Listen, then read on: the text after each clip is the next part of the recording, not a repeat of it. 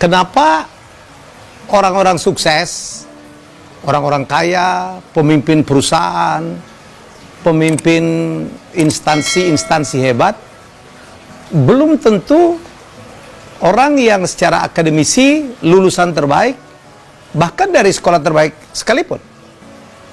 Lucu ya. Dan kalau kita renung-renung, teman-teman kita dulu, ya mungkin Anda sekarang sudah cukup berumur atau separuh baya, teman-teman kita dulu yang lulusan terbaik, nerd gitu, belum tentu loh menjadi top leader, baik di perusahaan, di dalam dunia bisnis, di instansi yang dipimpinnya gitu ya, belum tentu jadi top leadersnya. Kenapa ya? Bahkan Robert T. Kiyosaki yang terkenal dengan bukunya Rich Dad Poor Dad, Ayah Kaya Ayah Miskin, pernah menulis satu buku yang juga sangat kontroversi. Dia bilang kenapa mahasiswa yang lulusnya dengan nilai A justru bekerja ya kepada mahasiswa yang lulusnya dengan nilai C atau sedang-sedang saja. Kita juga barangkali, Anda juga barangkali pernah mendapatkan satu joke ya. Saya mendapatkan ini dari dulu Pak Renard Kasali dalam sebuah seminarnya. Dan bagan tentang itu beredar di medsos sekarang. Jadi kalau satu kelas itu, yang duduk paling depan itu yang pinter-pinter, nggak mau nyontek, itu berapa puluh tahun kemudian, itu menjadi bukan menjadi pemimpin-pemimpin yang hebat atau orang-orang yang sukses secara ekonomi. Sebagian justru jadi pegawai, ya, jadi konsultan, jadi peneliti. Jadi bukan juga profesi atau bukan juga mendudukin posisi-posisi puncak, baik secara ekonomi maupun juga secara perusahaannya. Dan yang duduk di tengah, ini kadang nyontek, kadang enggak, dia lumayan gitu. Dan yang duduk di belakang, yang dulu saya katakan kalau waktu kuliah itu nyontek itu harus itu, ya kan, lulusnya nyaris-nyaris.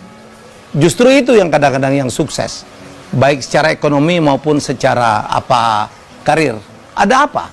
Dalam beberapa seminar saya cukup membedah, ya, ada 3 ya. Jadi kesalahan orang pintar. Sekali lagi, saya ingin menyampaikan highlight kita kali ini belum tentu ya orang yang mencapai pencapaian tertinggi secara akademi itu akan berhasil yang mencapai puncak-puncak pencapaiannya. Dulu saya sekali lagi dalam beberapa seminar saya membedah ada 3 kesalahan orang pintar itu. 1, orang pintar itu yang lulusnya terbaik dari sekolah terbaik, ya, dia tidak percaya orang lain. Saya pintar. Ada orang memberi masukan, dia kadang melihat, siapa kamu? Lulus dari mana kamu? Dulu ranking berapa kamu? Bahkan ekstrim, dulu aja lu nyontek sama gue, mau ngajarin gue lagi. Jadi sekali lagi, orang pintar kesalahannya, enggak semuanya ini. Enggak semuanya. Ini secara umum aja. Ya, banyak yang tidak percaya orang lain. Nah, di sini persoalannya. Ini hukum reciprocal, saling berbalas. Kalau Anda tidak percaya orang lain, Anda pun pasti akan tidak dipercaya orang lain. Itulah sebabnya banyak sekali orang pintar itu terjebak dalam posisi-posisi atau profesi-profesi individualis.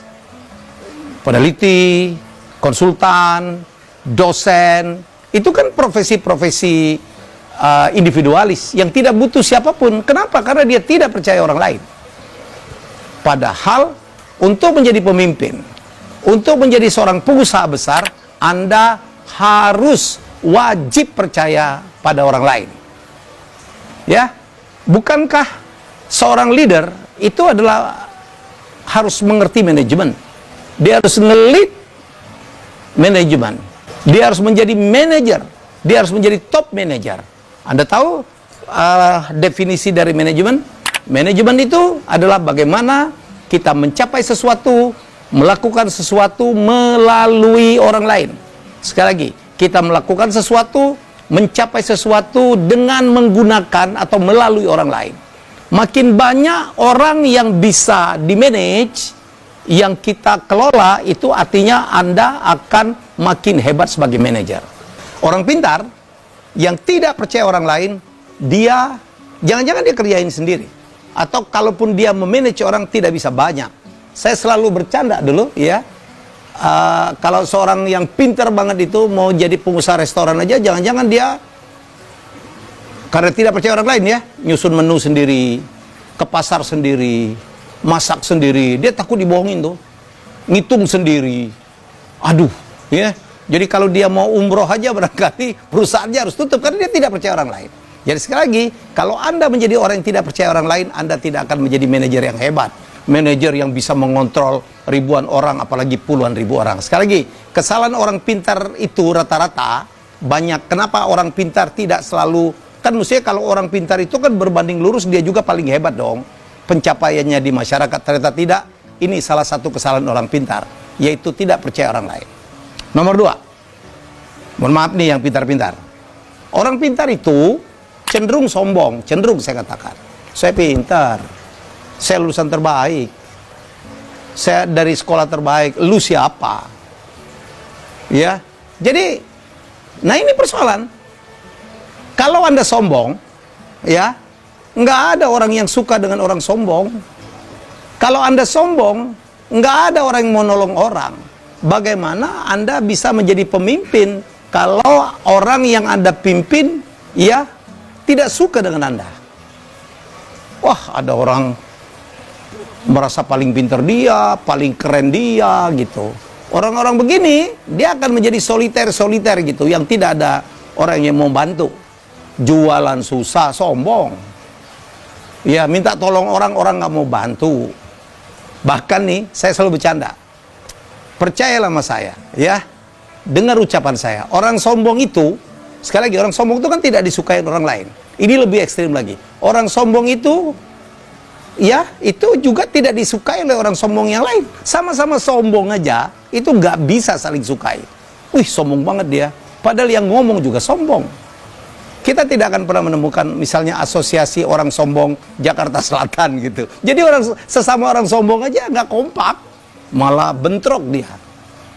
Ya, jadi sekali lagi, kesalahan orang pintar pertama, nggak percaya orang lain. Kesalahan orang pintar kedua itu cenderung sombong. Dan yang ketiga, kesalahan orang pintar ketiga, saking pintarnya semuanya dihitung. Ngitung, kenapa? Karena dia bisa ngitung. Karena dia pintar ngitung. Ya, jadi padahal dalam bisnis, saya bisnismen, kadang-kadang kita tuh ngitungnya nggak boleh lama-lama amat. Peluang itu at the second gitu. Lu mau nggak ini? Kalau mikirnya kelamaan, gone, diambil orang lain. Siapa yang ngambil? Orang yang ngitungnya nggak jago-jago amat. Dalam perjalanan saya berbisnis, banyak sekali orang yang secara sekolahan itu tidak, akademiknya itu tidak tinggi-tinggi amat, tetapi dia dalam berbisnis kita kadang-kadang harus menggunakan intuisi. Ya, aduh, kalau ada peluang dianalisa dulu, ya kan, dihitung-hitung dulu, lewat tuh barang, lewat itu kesempatan. Jadi itulah jawaban, termasuk dari bukunya Robert T. Kiyosaki, Why a Student Work for C Student. Kenapa mahasiswa dengan nilai A gitu justru bekerja kepada mahasiswa yang lulusnya dengan nilai pas-pasan C. Inilah kuncinya. Ya, jadi sekali lagi, kalau ngelihat ini, gak ada untung-untungnya lo jadi orang sombong itu. Ya, jadi buanglah kesombongan kita. Bergaullah, hargailah semua orang, ya, karena jadilah pribadi yang menyenangkan. Untuk profesi apapun yang kita tekuni, ya, kita harus menjadi orang yang menyenangkan. Jangan jadi orang yang sombong. Dalam perjalanan hidup saya bertemu dengan demikian banyak konglomerat di Indonesia. Sopan-sopan loh. Wah, luar biasa. Kadang-kadang membungkuknya lebih dalam dari kita. Ya, kita makan disendokin, ngomongnya pelan. Jadi ini adalah pelajaran hidup. Ya, ini adalah pelajaran hidup. Ya, jadi buanglah, apalagi kita sudah di masyarakat. kita pernah jadi juara apa, kita pernah menjadi lulusan dari mana. Kadang-kadang begitu kita menceburkan diri masyarakat itu nggak kelihatan lagi. Banyak sekali orang yang sekolahnya nggak tinggi-tinggi amat gitu, secara akademi ya, berhasil menjadi konglomerat. Kepintaran itu tidak hanya ditunjukkan dengan prestasi akademik. Banyak sekali orang yang sekolahnya tidak tinggi-tinggi amat, tetapi financial quotient-nya, emotional quotient-nya, kecerdasan emosinya, kecerdasannya dalam finansial itu mengalahkan siapapun. Ya, banyak sekali orang-orang yang sukses itu sekolahnya mungkin tidak tamat SMA, seperti Lee Ka-shing ya. Saya pernah cerita tentang Lee Ka-shing. Ingat uang 3 investasi itu? Tetapi, kalau berbisnis sama dia detail. Dia belajar. Saya menemukan seorang konglomerat, sekolahnya tidak tinggi, kerjanya apa? Komisarisnya adalah profesor-profesor, doktor-doktor, pakar-pakar yang tiap seminggu sekali diajak makan tuh.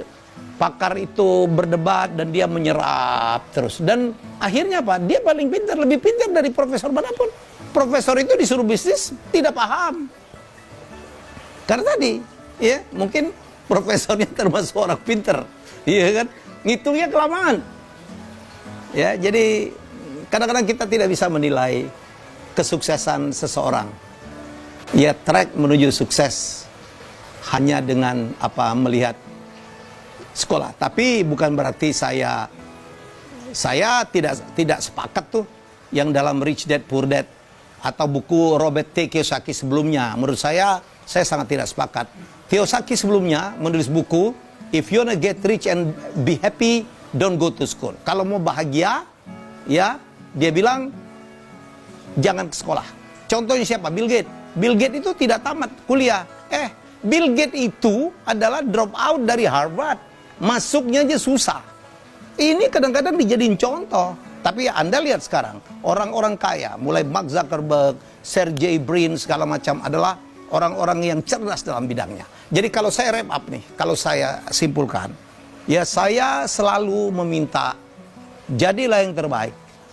Dari sekolah yang terbaik, tetapi tidak boleh punya 3 kesalahan tadi.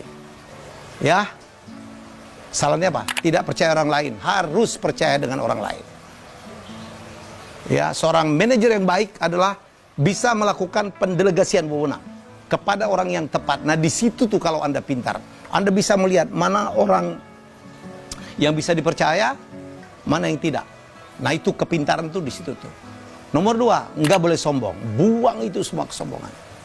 Nomor 3, boleh ngitung. Harus ngitung. Ada investasi, hitung. Tapi jangan lama-lama.